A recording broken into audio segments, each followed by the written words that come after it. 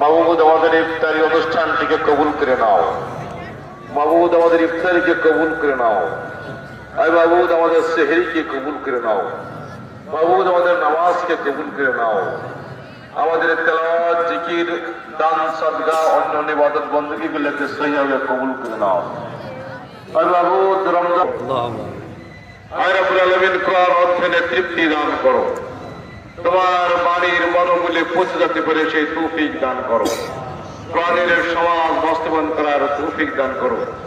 আমাদের জন্য তোমার বিধিবিধান মেনে চলা সহজ করে দাও। আয় রব্বুল আলামিন রমজান মাসে প্রকৃত ফায়দা হাসিল করার তৌফিক দান করো। হাদিসে রয়েছে যে ব্যক্তি রমজান মাস পেলে অথচ গুনাহ মাফ করিয়ে নিতে পারল না, তার মতো হতভাগা আর কেউ নাই। মাহবুব আমরা জলে হতভাগাদার দলে না পড়ি। রব্বুল আলামিন আমাদের সকল গুনাহ খাতা মাফ করে দাও। আয় মাহবুব আমাদের বাপ মার গুনাহ খাতা মাফ করে দাও। রাব্বির হামহুমা কামা রাব্বায়ানি সাগীরা। মাহবুব আমাদের জীবিত আমাদের মৃত সকলকে ক্ষমা করে দাও।